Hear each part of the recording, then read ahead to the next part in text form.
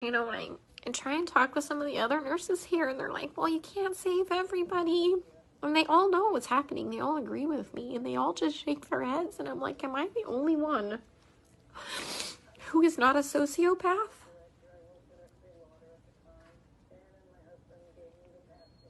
To think that this is okay?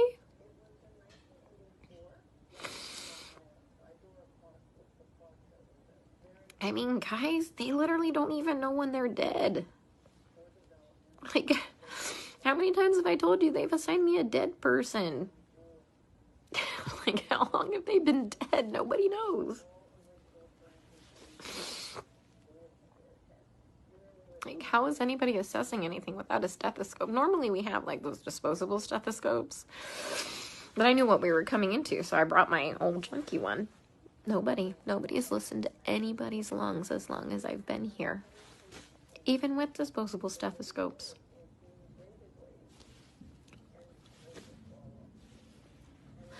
I keep telling them that, the guys are like, my patient's going acidotic. We need to do something about this before his kidneys shut down. Give him some bicarb or something like that. And this is what they do. They let the patient's blood get acidotic. Their kidneys shut down. And then at the last minute, another fucking trauma. This is like the 5th fucking trauma tonight. Some dude got fucking shot in front of the hospital. Like, 2 to the chest and 2 to the abdomen. What the fuck is wrong with these people? Yeah, so anyways, kidneys shut down, and at the last fucking minute, they finally decide to run bicarb. So they run 5 liters of bicarb into a person who's gained 20 pounds of water weight and completely throw him into heart failure, and he dies several hours later. That was one of my patients. So I let them know, like, they had me start the bicarb, like, before I left one night, and by the time I had come back in, the next shift, he was dead.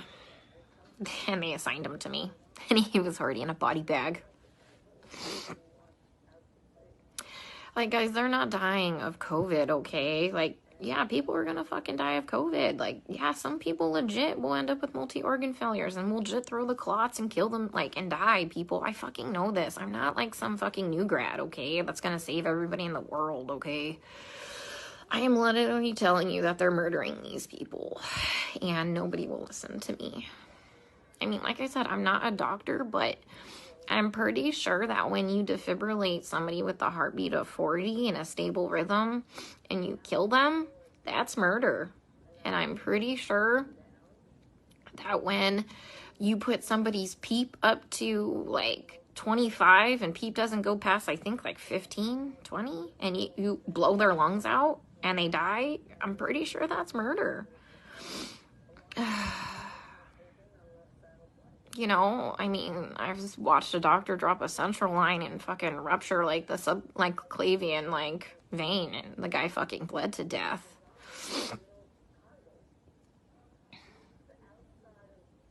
I mean, COVID didn't break that central line. COVID didn't kill that guy. I mean, he was a COVID patient. I mean, every single patient I've taken care of, guys, is a COVID patient. Like, I've never had a non-COVID patient, okay? I mean,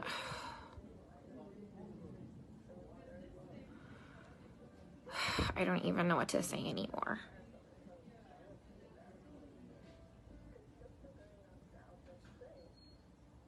So, and that's why I got upset yesterday, because nobody's listening. I literally had to call my friend Lisa because I'm like, dude, I am not crazy, right? Like, this is wrong, right?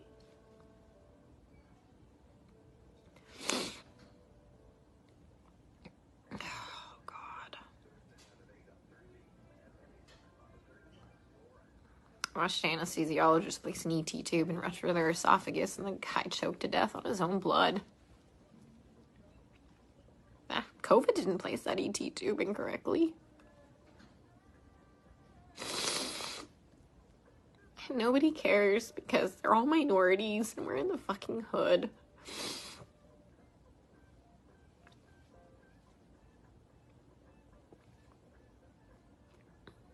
And that's just not okay.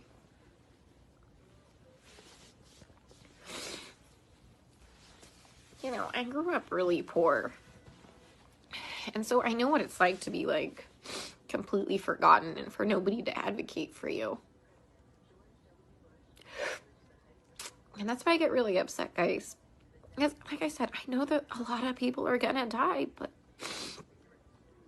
you know, COVID didn't cause that pneumo. And incorrectly placed ET tube placed that pneumo, and then they wouldn't let me fix it. Like, all I had to do was, like, adjust it. And they wouldn't let me do it.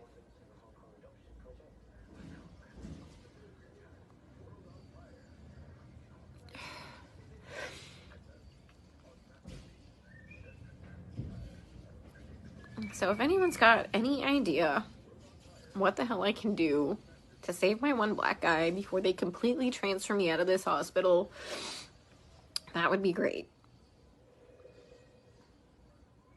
Because he's mentally there. When he sees us come in, his heart rate and his blood pressure drop up. And he doesn't sync with the vent. Because he can see us. And when we leave, he calms down again. He just physically can't communicate with us. Like I told you, I had Stephanie explain to him what was happening to him because you can't hear me very well through a respirator. Plus, I'm sure that respirator is probably scary. Especially if you're kind of out of your mind from all the sedation. But he's a cab driver and lives a couple blocks away from here.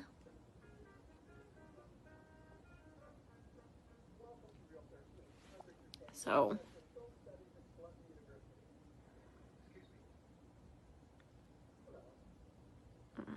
he has some family, but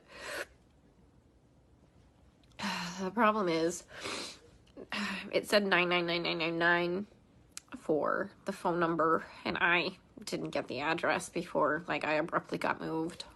I'm sitting in the vending machine room because it's nice and cool. I'm in between units right now, so they haven't realized I'm gone. I figured I'd have a mini meltdown and then get my shit together because I've never been to the other unit. Mind you, I've been on this unit the whole time, and whatever, I'm flexible. But once again, you know, I talked to admin. Next day I got moved. That's what happened at the other hospital. They don't care what's happening to these people. And I just have to keep watching them die. And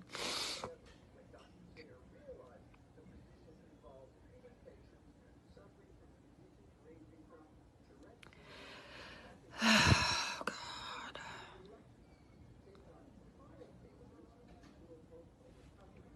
There's like this weird telenovela on. I think it's about a dog. Yeah, I mean, I tried talking to hospital management. I tried calling CMS. I tried calling the equivalency of their division of aging. I tried calling a couple Black Power groups in the area. Who else? I mean, this took several hours. This is why I missed that email, the revision for my proposal. Because, like, fuck, guys, I tried contacting a newspaper. Nobody called me back.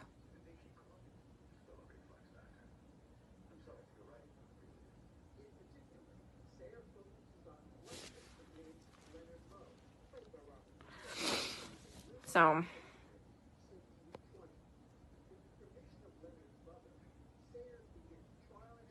yeah, Stacy, fuck. You'd probably lose your mind because you're not a sociopath thinking this is all okay. That's just weird, guys. They're all okay with it. Like, I tell you, we get on the fucking bus and we go into the Twilight Zone here. Like, how do you not know when your patient is dead? For real. I mean, back at that other unit when shit was just crazy and bodies were just fucking dropping, yeah, I can understand that. But guys, you have a shit ton of staff. Like, yeah, we have hundreds of extra nurses that are still here that are not part of hospital staff managing these patients, but we're on top of it now.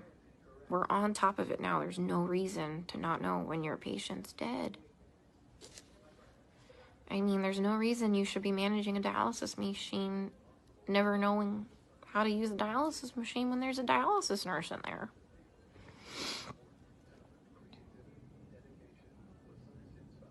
My hand's shaking because I'm so pissed. Yeah, that nurse that was sleeping in the corner there. She was from the ER yesterday, like when I had my first original breakdown. And she's like, well, they don't just unnecessarily intubate them. They try and, would you bypass? I'm like, girl, I am not fucking green. I know some, like, people need a tube dropped, okay? Like, I'm not saying that. Like, at the other hospital, they were doing unnecessary intubations because they had no fucking clue how to put the vent into CPAP or BiPAP. Yeah, I mean, so, I mean, but yeah, there's, like, legit indications. Like, fuck, that dude needs a tube. Yeah, I know that. I know that. Yeah, my lead at the other hospital who advocated for the patients too, like the first day I got there and I was in orientation, that crash course orientation, he warned me that I was going to have a problem. He would advocate for the patients too. They fucking moved him too. He's at a completely different hospital. I tried reaching out to him, but he hasn't texted me. Like, what, you think I saw what was bad? He saw way worse shit than that. Okay, how bad's my face look? I'll just put my respirator on. They ain't gonna fucking know no different. I was in here freaking the fuck out. Alright, guys. I'm going to the unit. Let's see how they kill him there, okay? Stay safe. Stay out of NYC for your healthcare.